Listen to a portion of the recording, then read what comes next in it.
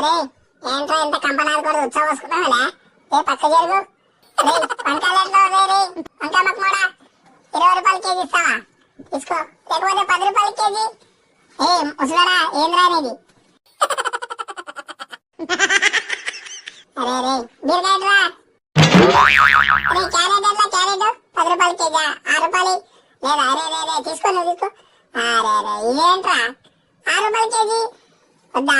అదే దీన్ని తీసుకోస్తాయిగా, తీసుకో పెట్టుకోబో. అరే ఏంటదా వానా యాడా? అదే కటింగ్ షాప్ లో తీసుకున్నా కదా నుండి.